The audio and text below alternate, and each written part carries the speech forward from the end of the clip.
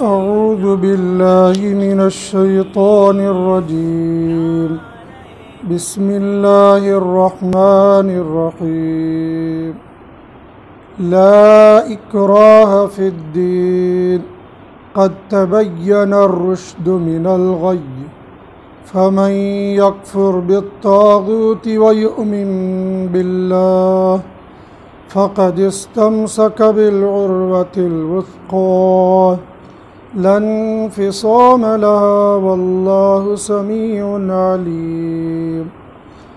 तर्जुमा, ला इकराह नहीं है ज़बरदस्ती, फिद्दीन दीन में, क़द तबय्यना यकीनन वाज़े हो चुकी है, अर्रुश्द हिदायत, मिनल गय्य गुमराही से, फमन पस जो शख्स यकफुर इनकार किया, बित्तागूती गुमराह करने वालों का, वयुमिन और ईमान ले आया, बिल्लाहि अल्लाह पर, फ़क़द इस्तमसका तो यकीनन थाम लिया उसने, बिलउर्वतिल वुस्क़ा मज़बूत हल्का, लन फिसामा नहीं लौटाने वाला उसको, वल्लाहु और अल्लाह ताला समीउन अलीम सुनने वाला जानने वाला है। ये सूरह बकरा की आयत नंबर 256 थी, जिसकी तिलावत और तर्जुमा हमने सुना।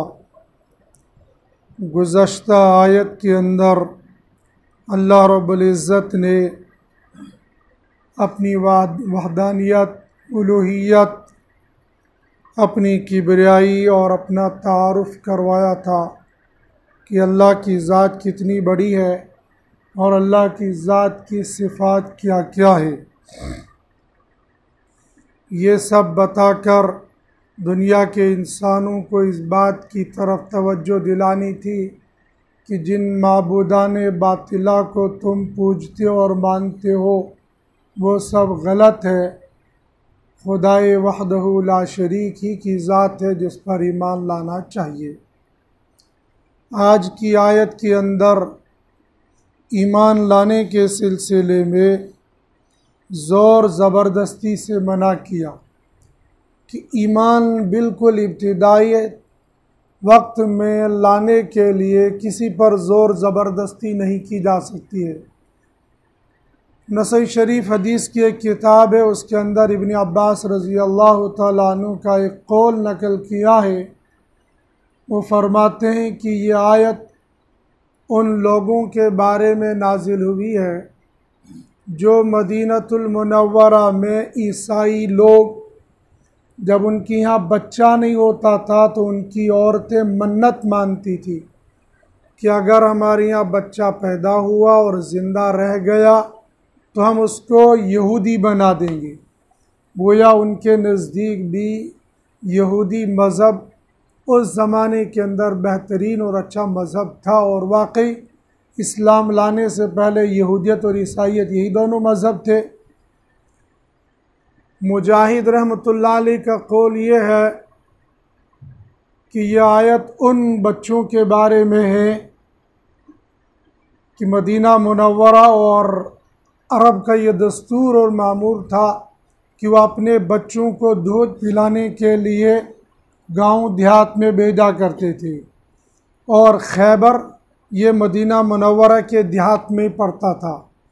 तो ये मदीना मुनव्वरा के लोग चाहे ईसाई हो चाहे मजूसी हो, या अपने बच्चों को खैबर में यहूदी की औरतों के पास दूध पिलाने के लिए भेजा करते थे। इन्होंने इनका दूध पिया था। जब इस्लाम आया और इस्लाम ने खैबर से यहूदियों को जिला वतन कर दिया, तो ये जो लोग थे, जिन जवानों ने, जिन बच्चों ने यहूदी औरतों का दूध पिया था, ये कहने लगे हम भी यहूदियों के साथ जाएंगे।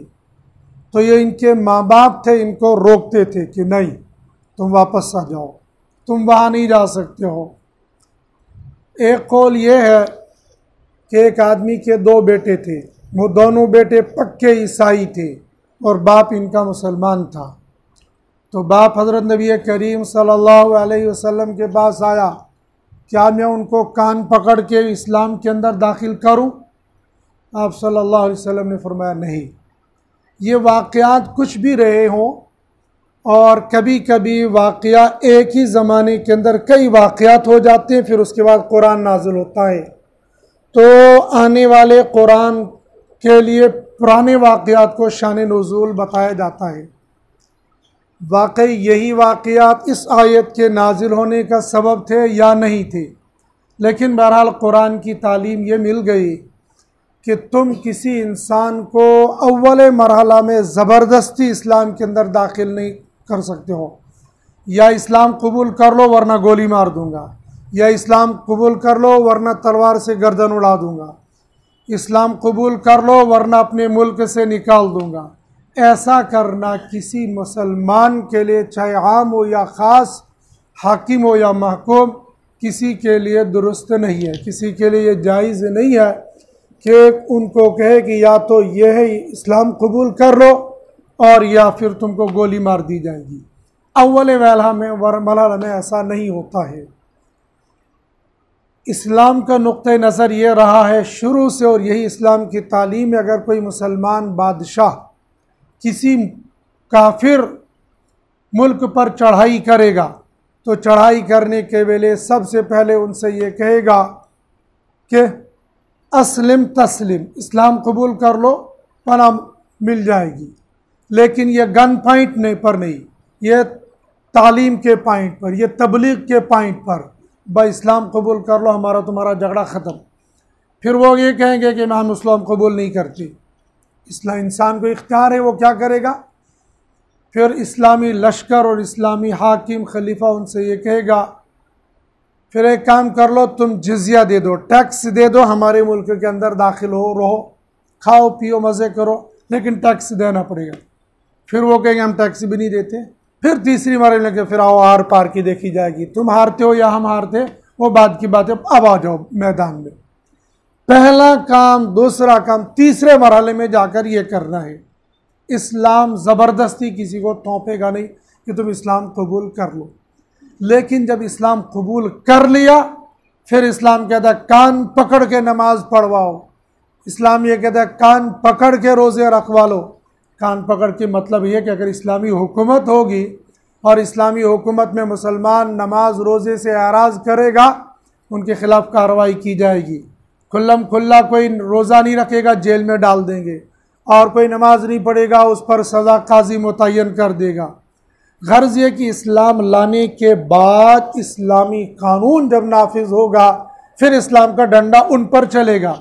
लेकिन इस्लामी ममलकत हो, इस्लामी मुल्क हो, इस्लामी हुकूमत हो, इस्लामी निज़ाम हो, फिर उसमें कुछ हिंदू, मजूसी, ईसाई, यहूदी, जो भी मर्जी वो रहते हो और टैक्स देकर रहते हो, इस्लाम के लिए इजाज़त नहीं है, न इस्लामी हाकिम के लिए, न काजी के लिए, न इस्लामी पुलिस वाले के लिए कि किसी गैर मुस्लिम को पकड़ के लाके नमाज पढ़ो वरना निकल जाओ। हमारे बाज़ार में अगर तुमने दुकान करनी है तो नमाज के टाइम तुमको भी दुकान बंद करनी पड़ेगी वरना निकाल देंगे यहाँ। या वो किसी मुसलमान की दुकानें होंगी, नमाज पढ़ोगे तो दुकान दूंगा किराए पर, नहीं पढ़ोगे मैं नहीं दूंगा। इस्लाम की बुनियाद पर ऐसा नहीं कर सकता है। वो खुद करना चाहेगा करेगा, लेकिन इस्लाम की बुनियाद पर ऐसा नहीं करेगा। यानी इब्तिदाई मरहले में ज़बरदस्ती किसी बंदे को कहेगा इस्लाम कबूल कर लो वरना ये करेंगे, इससे इस्लाम ने मना किया। ला इकराह फिद्दीन, इस्लाम के अंदर दाखिल होने में तुम ज़बरदस्ती मत करो। कुलिल हक़ फमन शाअ फलयुमिन वमन शाअ फलयकफुर, आप हक बात कह दो, जिसका जी चाहे ईमान लाए और जिसका चाहे जी इनकार कर ले। ज़बरदस्ती तुम नहीं कर सकते हो। लेकिन इस्लाम लाने के बाद मुसलमान फिर मुसलमान पर ज़बरदस्ती कर सकता है। जैसा बाप औलाद को 7 साल में तरगीब देगा, नहीं मानेगा, 10 साल में जूते बरसाएगा, और फिर भी नहीं मानेगा, फिर जो सज़ा चाहेगा उसको दे सकता है। लेकिन इस्लामी बाप इस्लामी बेटे को, गैर को ये तालीम नहीं दी जाएगी। कुरान ने कहा कि तुम्हें तो बताना है भाई इस्लाम ये है। जब तुमने बता दिया तब क़द तबय्यना रुश्द मिनल गय, हिदायत वाज़े हो चुकी है गुमराही से। जब इसके सामने आ गया इस्लाम ये है, कुफ्र ये है, जलालत ये है, शैतानी ये है, रहमानियत ये है, ये सब ज़ाहिर हो चुका है, अब तुमको ज़बरदस्ती करने की ज़रूरत नहीं है। लेकिन ज़्यादातर ये बात अरब समझता है, जो कुरान को समझता है। जो कुरान को समझता नहीं है, अरब के अलावा अजम में जितने लोग गैर ईमान वाले रहते हैं उनको नहीं पता इस्लाम क्या है, और उसमें बराबर के मुजरिम हम रहेंगे।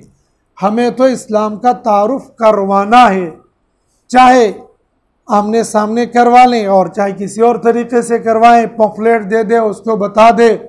आज तो मुसलमान भी कहता है ऊपर वाला जो चाहेगा वो करेगा। ऊपर वाला क्या होता है? अल्लाह कहो, अल्लाह का तारुफ कम से कम जबान से तो कह दो। मुसलमान भी मुसलमान को कहता अजी ऊपर वाला जो करेगा तो वही चलता रहता है, और गैर के सामने ऊपर वाला क्या होता है भाई? ऊपर वाला से कोई तारीफ नहीं। अल्लाह जो चाहेगा वो करेंगे, अल्लाह ने बनाया है। तुम अल्लाह का नाम तो ले आओ, फिर तुम कर नहीं सकते हो। फिर एक मरतबा एक नशिस्त थी यहीं पर, पूरे गैर थे, मैं अकेला फंस गया था वहाँ। मैंने कहा बारी ताला अब यहाँ करूँगा क्या? इस्लाम की बात तो कहनी है। फिर मैंने दिल में कहा रब्बा में उर्दू में तो कह नहीं सकता है, अरबी में कह दूंगा, तू जान और तेरा काम जाना। फिर मैंने वही आयत पढ़ी, कुलिल हक़ फमन शाअ फलयुमिन वमन शाअ फलयकफुर इन्ना अअतदना लिज़्ज़ालिमीन नारा। फिर बाद में मुझे एक मुसलमान मिला, कहने लगा मैं तो डर गया था, ये सारा कुरान ही पढ़ रहा है तो इनको क्या पले पढ़ रहा है। फिर जब तूने उर्दू में इधर उधर की कुछ कही तो मैंने कहा चलो ठीक है। इस्लाम की दावत तो मैंने कुरान से दी थी, बात तो मैंने माशरती वाली बात कही थी। बंदा कोशिश तो कर ले, अगर डायरेक्ट नहीं कह सकता इस्लाम कबूल करो, ये तो बस अल्लाह ने ये ज़मीन आसमान बनाई है, उस अल्लाह के निज़ाम से चल रहा है जी, जैसे चल रहा है। बहुत सारे कहते अजी क्या करेंगे, परेशानी चल रही, घाक नहीं, वो नहीं, भाई ये सब अल्लाह के इख्तियार में। इतना तो कह सकता है ना बंदा। एक दावत उसको पहुँच गई कि ये कह रहा है कि निज़ाम चलता अल्लाह से, हम डायरेक्ट नहीं कहते, इनडायरेक्ट तो कह दे। ये दावत हमारे ज़िम्मे लाजिम है, कल क़यामत के दिन हमसे अल्लाह मुआख़ज़ा करेगा, इसलिए डायरेक्ट नहीं सही, इनडायरेक्ट तो हमें कुछ न कुछ दावत अल्लाह के हर बंदे तक पहुँचाना ज़रूरी है। नबी तो कोई आएगा नहीं, तो हमारा ईमान है, हमारा ही काम है हर एक बंदे तक अल्लाह का पैगाम पहुँचाना। अल्लाह ने फरमाया क़द तबय्यना रुश्द मिनल गय, हिदायत और जलालत ये वाज़े हो चुकी है। ईमान वाली फमन यकफुर बित्तागूती, जो शख्स इनकार करता है तागूत का, तागूत से मुराद शैतानियत का, गुमराह करने वालों का, वयुमिन बिल्लाह, और ईमान लाता है अल्लाह पर, फ़क़द इस्तमसक बिल उर्वतिल वुस्क़ा, इस्लाम से मजबूत हल्का दुनिया के अंदर कोई भी नहीं है। ईमान वाला मरते मरते भी कहता है जो मर्जी हो जाए मैं इस्लाम को नहीं छोड़ूंगा। माल जाता है तो जाने दो, जान जाती है जाने दो, लेकिन मैं इस्लाम का कबूल कलमा नहीं छोड़ूंगा। इसलिए तो साहबा कहते फुज़्तु बिरब्बि काबा, रब्बे काबा की कसम में तो कामयाब हो गया, सब कुछ छिन गया, फिर भी कहता मैं रब्बे काबा की कसम कामयाब हो गया। वो कामयाबी वो आखिरत वाली कामयाबी थी। अल्लाह पाक ने फ़क़द इस्तमसक बिल उर्वतिल वुस्क़ा, इसने मजबूत थाम लिया हल्का, इस हल्के को कोई तोड़ देगा आसानी से ना, लन्फ़िसाम लहा, कोई इस हल्के को, कोई इस रस्सी को कोई तोड़ नहीं सकता, इल्ला माशा अल्लाह। यानी कमज़ोर से कमज़ोर ईमान वाला भी जो नमाज नहीं पढ़ता, रोज़ा नहीं रखता, आवारा फिरता रहता है, उस बंदे से कोई कहेगा कि भाई देखो इस बुत के सामने सजदा करो, हरगिज़ ये तैयार नहीं हो जाएगा। गर्दन जाती है तो जाने दो, लेकिन मैं ये काम करूँगा, मैं तो नमाज तो पढ़ता ही नहीं है, तो वो तो मेरा ज़ाती अमल है, रोज़ा तो रखता नहीं, खुलेआम खाता रहता है, ये मेरा ज़ाती अमल है, ये आमाल में कमज़ोरी है, ईमान मेरा मजबूत है। लन्फ़िसाम लहा, इस ईमान की रस्सी को कोई तोड़ नहीं सकता है, इल्ला माशाल्लाह, हज़ारों में लाखों में इक्का दुक्का आ जाते हैं जो जन में या ज़र में या ज़मीन में बिक जाते हैं, लेकिन वो हज़ारों लाखों में इक्का दुक्का होंगे, वरना कमज़ोर से कमज़ोर ईमान वाला भी ईमान का सौदा करता नहीं है। इसलिए कि वादा है लन्फ़िसाम लहा, उस रस्सी को कोई तोड़ नहीं सकता। वल्लाहु समीउन अलीम, और अल्लाह ताला सुनने वाला जानने वाला है। अल्लाह पाक मुझे आपको कुरान पाक को पढ़ने सुनने समझने और उसके मुताबिक ज़िंदगी गुजारने की तौफीक नसीब फरमाए। व आखिरुद्दावाना अल्हम्दुलिल्लाहि रब्बिल आलमीन। तकबीर नारे तकबीर नारे तकबीर।